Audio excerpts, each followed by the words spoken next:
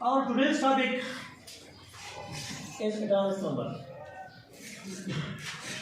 Atomic number से मुराद किसी भी एटम में इलेक्ट्रॉनों या प्रोटॉनों की तादाद को कहते हैं। किसको कहते हैं?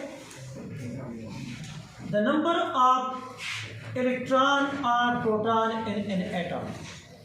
द नंबर ऑफ इलेक्ट्रॉन और proton in an atom is called atomic number. The number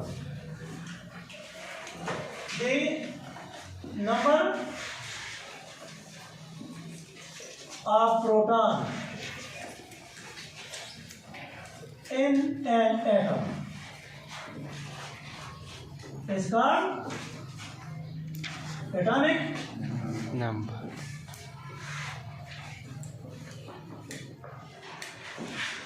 The number of proton in an atom is called atomic number. किसी भी एटम में प्रोटॉन की तादाद को कहते हैं। मैंने पहले आपको कहा कि नंबर ऑफ इलेक्ट्रॉन और प्रोटॉन इसके बारे में मैंने क्या कहा। वजह क्या थी? वजह ये थी कि किसी भी एटम में प्रोटॉनों और इलेक्ट्रॉनों की तादाद बराबर होती है।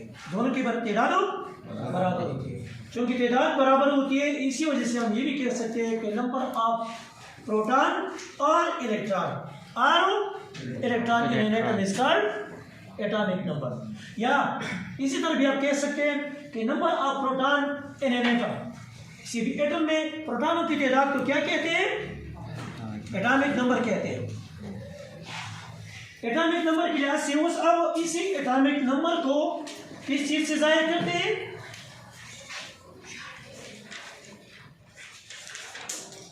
Denoted by Z। Atomic number को हम किस चीज से जाहिर करते हैं? Z से जाहिर करते हैं। किस चीज से जाहिर करते हैं? Z से जाहिर करते हैं। इसको कहते हैं atomic number. The number of proton in an atom is called atomic number.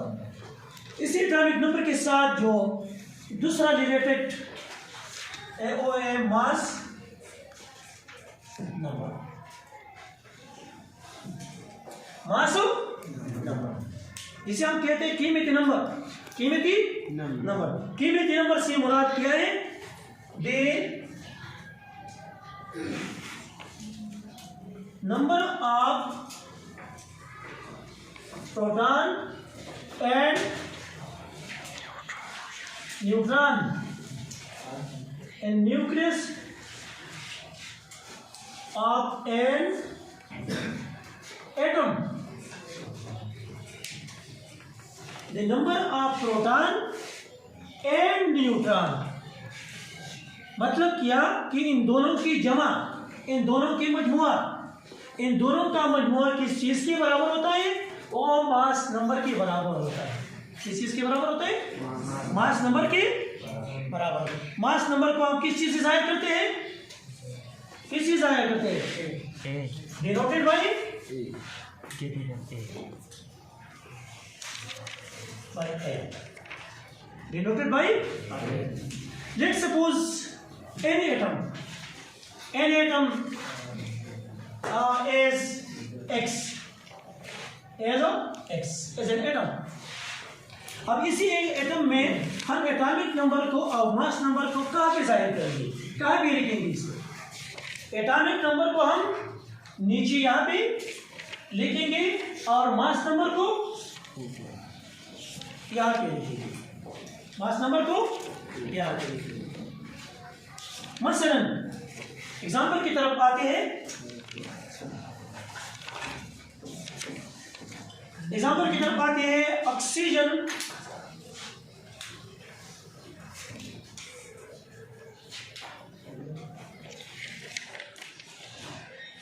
आठ 16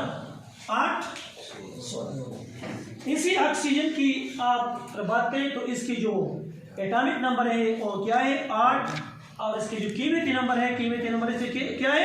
16। अब इसी ऑक्सीजन में देखिए आप, इसमें प्रोटॉनों की तादाद कितने हैं? Proton is equal to 8। इसी ऑक्सीजन में न्यूट्रॉन इज इक्वल टू 8। इस ऑक्सीजन में इलेक्ट्रॉन इज इक्वल टू 8। देखिए मास नंबर में हमने ये कहा the number of proton and neutron. Proton 8, neutron 8, इन दोनों का मजमुआ 8 और 8 को अब जमा करेंगे तो इससे क्या आएगा 16। क्या आएगा इससे 16। तो ये 16 इसके क्या है मास नंबर है। क्या है मास नंबर है। और एटॉमिक नंबर में हमने क्या था ये number of proton in an atom. Number of proton इसमें प्रोटॉनों की तादाद क्या है प्रोटॉनों की तादाद इसमें 8 इलेक्ट्रॉनों की तादाद भी है। इसी वजह से मैंने पहले आपको कहा कि नंबर ऑफ प्रोटॉन और इलेक्ट्रॉन नंबर प्रोटॉन, लेकिन इसके साथ अगर इस तरह लिखेंगे तो प्रोटॉन और इलेक्ट्रॉन लिखेंगे और दोनों में से एक लिखेंगे। लेकिन अगर इस तरह लिख सकते हैं तो नंबर ऑफ प्रोटॉन तो भी ठीक है। तो इसको हम कहते हैं एटॉमिक नंबर। क्या कहते हैं प्रोटॉनों की तादाद को इसको कहते हैं एटॉमिक नंबर। Atomic number. अब इसी ऑक्सीजन की अगर हम इसकी स्ट्रक्चर से इसको वाज़ेह करें तो कैसे लिखेंगे इसको हम स्ट्रक्चर के लिहाज से। ये हो गया इसका न्यूक्लियस। न्यूक्लियस में क्या है प्रोटॉन है कितने हैं 8 और न्यूट्रॉन है। न्यूट्रॉनों की तादाद भी 8 और इलेक्ट्रॉनों को हम न्यूक्लियस के बाहर इसकी जो एक्स्ट्रा न्यूक्लियर पार्ट है उनके अपने अपने मदारों में उनकी तशकील करेंगे। किस लिहाज से कितने इलेक्ट्रॉन हैं 8 इलेक्ट्रॉन है। तो आपको ये समझ आनी चाहिए कि इस मरकज़ी की जो पहले जो मदार है ये पहला मदार, इस पहले मदार में कितने इलेक्ट्रॉन आते हैं पहले मदार में सिर्फ 2 इलेक्ट्रॉन आते हैं। कितने इलेक्ट्रॉन आते हैं 2 इलेक्ट्रॉन। तो 2 इलेक्ट्रॉन यहाँ पे आएंगे 2 इलेक्ट्रॉन यहाँ पे आएंगे पहले मदार में। अब 8 में से 2 इलेक्ट्रॉन यहाँ पे आ गए। कितने इलेक्ट्रॉन रह गई 6 इलेक्ट्रॉन रह गई।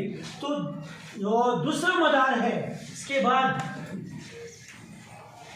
ये वाला मदार इसमें कितने आएंगे 6 इलेक्ट्रॉन यहाँ पे आएंगे।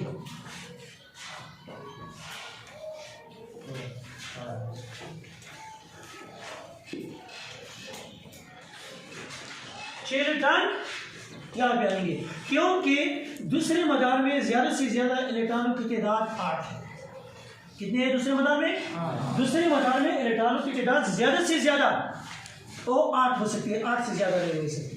और पहले मदार में कितनी हो सकती है पहले मदार में 2 हो सकती है।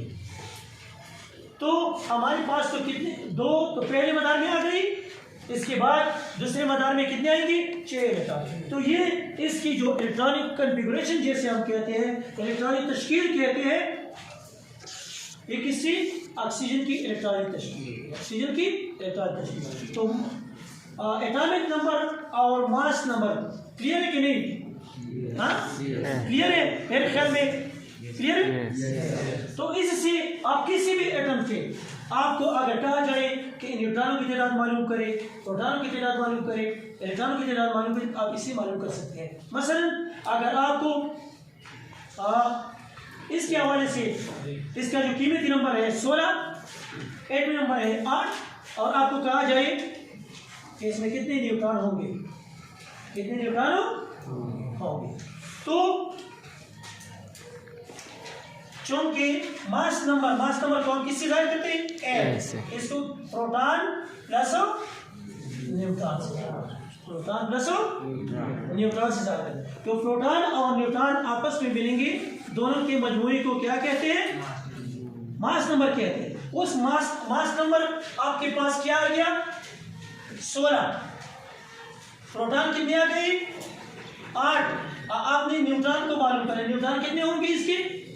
तो आप इससे मालूम कर सकते हैं किसी कि ये जो 8 है आप दोनों साइड से इसको मल्टी करेंगे दोनों साइड से इसको मंफी करेंगे। जैसे 16 मंफी 8 लिखो तो 8 मंफी 8 प्लस n। अब ये दोनों खत्म हो गई 16 मंफी 8 तो n इज इक्वल टू 8। कितने न्यूट्रॉन आ गई इसमें? इसमें 8 न्यूट्रॉन आ गई। तो इससे आप इनमें न्यूट्रॉनों या प्रोटॉनों की तादाद आप मालूम कर सकते हैं।